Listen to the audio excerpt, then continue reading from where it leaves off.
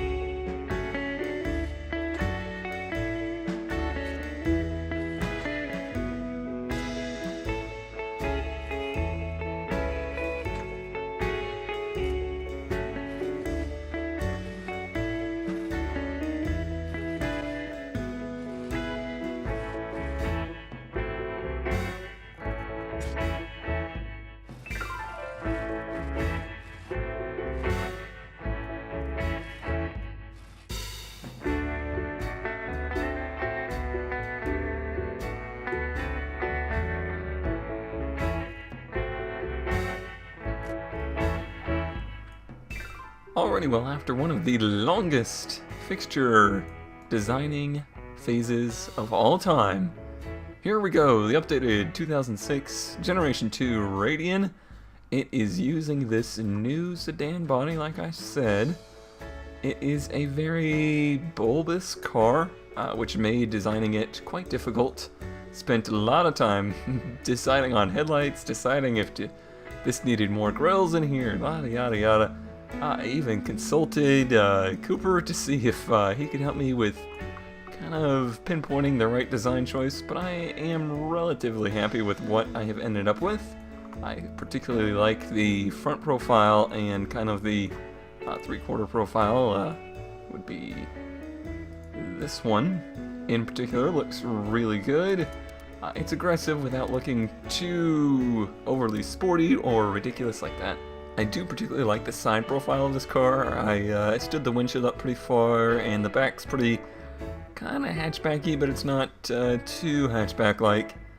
The actual back end of the car, this is a lot of surface area, so it was interesting trying to fill this out, putting this grill down here to try and take up some space, because yeah, there's a lot of square footage back there, and had a hard time filling it in. But overall, I think these headlights paired with these taillights is a nice combo, and it does works together pretty well. Alright, so let's get ahead and put our rear-wheel drive drivetrain under there. And for the Radian, we are going to be using an EC2 drivetrain. We had the high-revving NA version from the Vextron to choose from. Let us look at that guy real quick. That was 255 horsepower and 200 foot-pounds of torque. I think for the base model of the Radian, we're going to go ahead and choose that one, if it will let me. I don't know what just happened there. Okay, it seems to have picked it. It just didn't move on to the next phase. Yeah, we're all good. So just a refresher, 255 horsepower, 199 foot-pounds. It had a 23.45 economy, which isn't terrible. So let us move with a quickness here. Remember, this is the base model. I'm going to make this on automatic. And let's say somewhere in this range for our top speed. I'll adjust that as needed. All of our cars will come with a viscous LSD from the factory. We'll do medium compound roads, and we'll finally fill out these ridiculous wheel wells with some 17s. And I think 225 is a good starting point. Let's see, 235 would be better, and it does fill out these wheel wells a little bit. And maybe a little bit of offset in the back. Let's go for the thin spokes. I think that matches this car well. And we'll do alloy wheels. Vented, let's see, it's still kind of a light car. We'll go with 2 pistons and a 300 and then a 1 piston and a maybe 275. We keep this down a little bit towards comfort. This is going to be the least quote-unquote sporty car in our lineup for the new model year, so keeping that in mind. So we have this no under tray, semi-clad or fully clad. Let's look at the difference here. If we go with the fully clad, we do add weight. We do add material cost. We do add production units. But we will reduce the drag significantly. Let's not forget to turn these all the way down, because I do not want to use any aero modifications, even though I don't necessarily have a lip in the front. I did use lips in the back, and sometimes it gets a little wonky with that.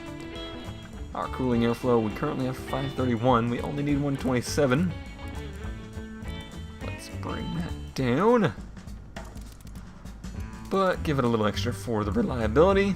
I do have brake ducts visible on this car, but I think they're going to be false for the stock version. Alrighty, and let's see. This car is rather small. I don't think it's worth putting the 5th seat in there in the middle. It would just be uncomfortable and unnecessary. Let's see. Comfort is high. Comfort is average. Prestige. Looking at the weight difference too. It's pretty significant. But luxury is the one that's super heavy, super expensive. So let's go with premium for now. And we'll do, this is the regular one, so we'll do a basic CD and power steering and ABS. I still don't believe in putting traction control or electronic stability control, anything like that, into the stock version of the car, especially with an automatic transmission. I just don't think it's necessary. we'll do standard 2060. And I really like progressive springs because it's a nice cheap upgrade to give you more comfort. Looking here, this again is a nice upgrade that doesn't cost a whole lot, so we'll go with the gas monotubes. Regular passive sway bars, and we'll start with a, let's start with sport, but I'm going to raise the ride height a little bit and lessen that spring stiffness a little bit. Okay, so we're currently sitting at 54, 34, 36, 19, 46. This is probably one of the first times the drivability has been that far above the sportiness. Let's find out why. I do like that it has 27.2 miles per gallon. Now, we have to keep in mind that the game has changed since we built those last cars, so these economy ratings are more realistic, I guess, and although this is actually better than the previous Radian made a lot more power, so it's kind of hard to compare. Cost is right in the same range at right around 11,000. Sportiness. We are losing out on sportiness due to driver assists, due to probably, the gearbox. I didn't think about that. Yeah, gearbox for the automatics is a huge penalty. And chassis stiffness, interesting. Let's see, I was looking for understeer. Oh, that's actually quite good. So handling seems to be very on point. Beautiful weight distribution there. That's great. A 14.9 quarter mile is actually pretty good too, and 6.70 to 60, it's okay. Looks like I do need to adjust this. It's gonna help our miles per gallon pretty significantly, and it did help our wheel spin situation.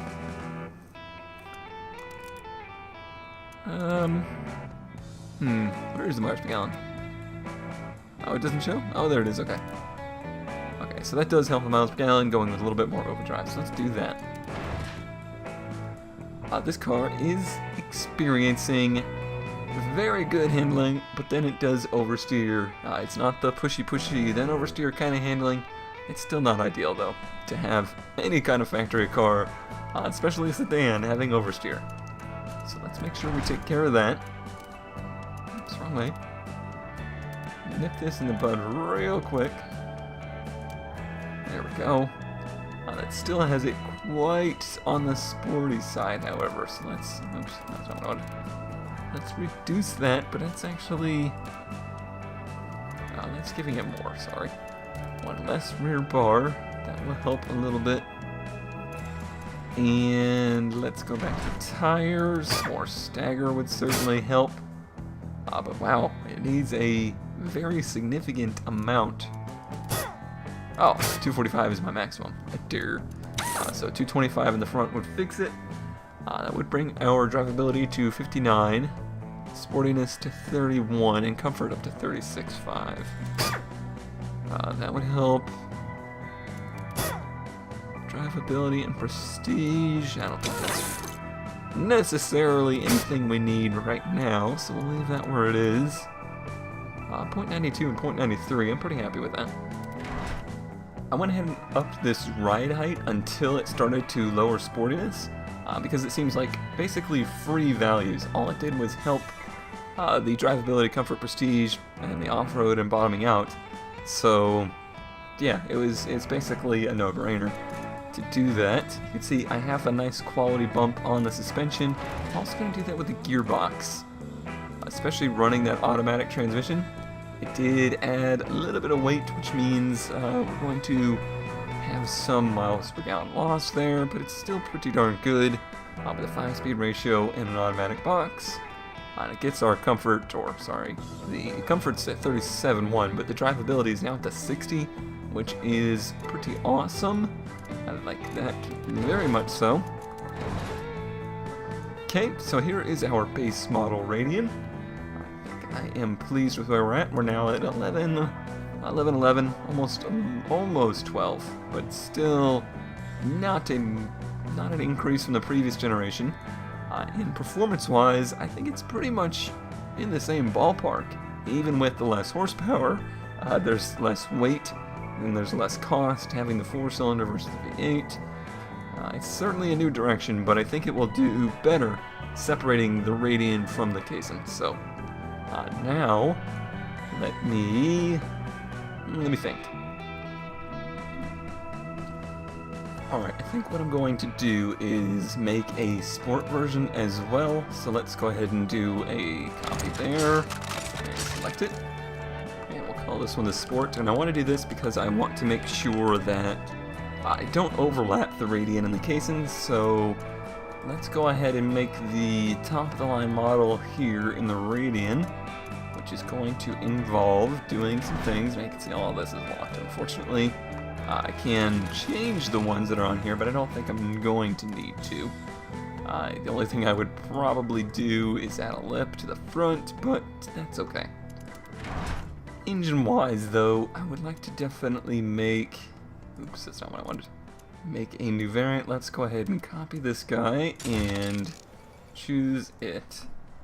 And we're going to say that this will be the LPT. I bet you can probably already guess what that's gonna be. And let's go here, and yep, we're gonna make this one turbocharged.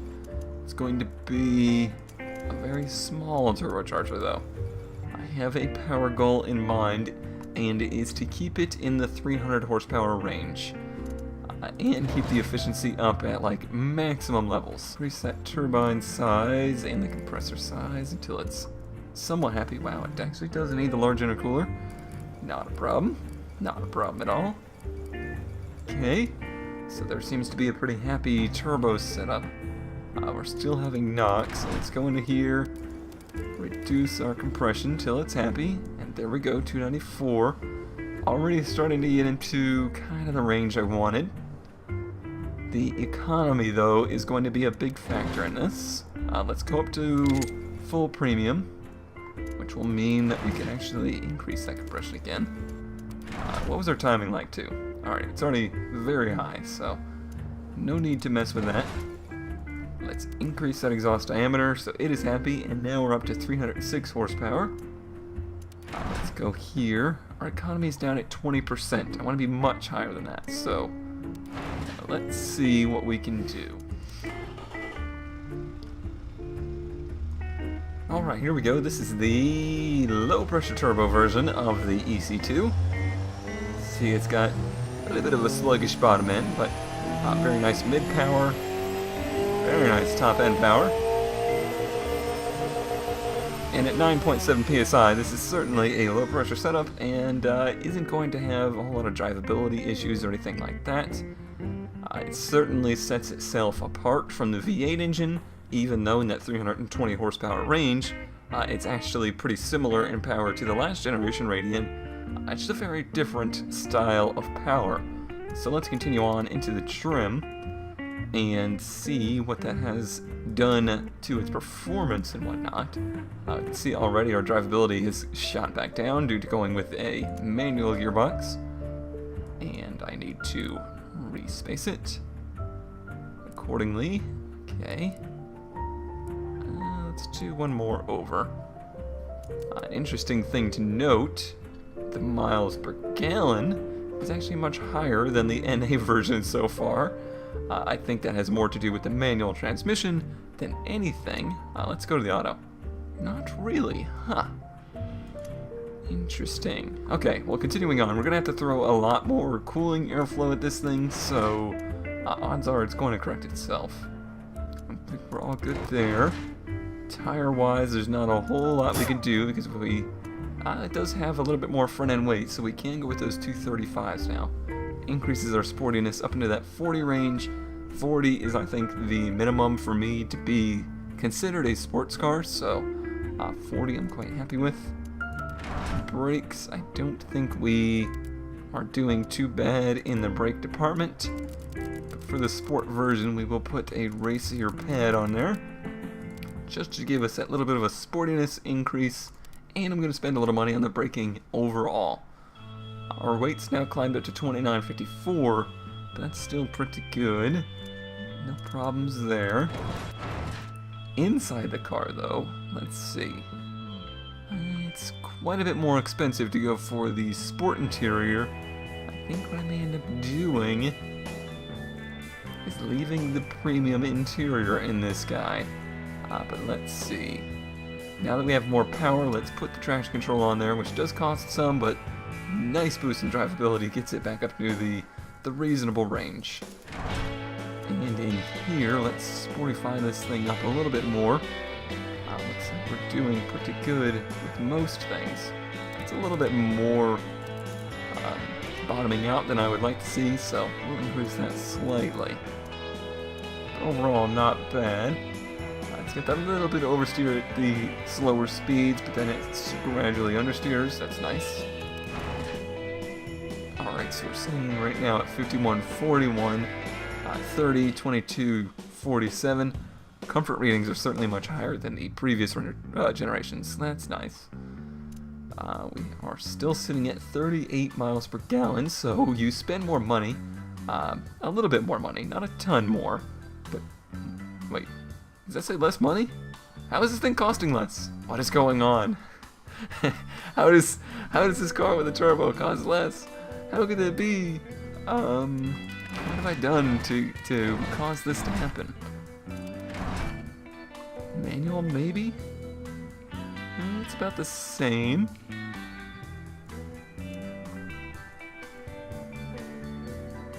Oh, there's one thing I wanted to change, is go to the geared LSD. Yeah, that brings that 0 to 60 down, and or gets our wheel spin into a more reasonable range. What does this 6-speed do for us? Not any huge gains. So let's stick with the 5-speed. Alright, so we're sitting at 11,973. Maybe I'm just not remembering what the regular one cost. Let's see. We got the base model. That one cost 11,189, and the sport is running at trim. Go into here, 11,973. So it's about roughly $900 more to produce, but this thing's going to MSRP much higher than that. You know, to kind of give it the brand separation, and we want to make money off of one of these. So you know, you get them in the door with the base model, and then you try and upsell them up to this sport model. You're like, look, it gets better miles per gallon, it's faster. Why not spend the extra $5,000 on this one? Yeah, we're always thinking here at Vector. Okay, so now is it going to be the Radians and Radii. Let's say they're the Radii. I'm pretty okay with the styling. I like the performance. I'm not too sure about these numbers. I'm going to have to look back and see how this compares to the previous generation. But overall, I think it's a pretty good improvement all the way around. Last time we got a little bit of hate on claiming to be cutting edge and really making strides in the sports sedan market. But maybe we didn't quite stay true to those words. This time I think we're there. If we look at the track stats of this thing, 168 mile per hour top speed, a 13.9 quarter, 5.90 to 60, and a 38 mile per gallon fuel economy rating. All of those are a nice combination, and I think they're going to take Vector into the future very nicely. Alright, that's all I have time for today. Next time, we'll make its big brother the Kaysen, and we're going to have to work on making sure the two are separated. We don't want them fighting for the same market share, so that's what I'm going to focus on. Stay tuned for that. Thanks as always for watching, and I'll see you then.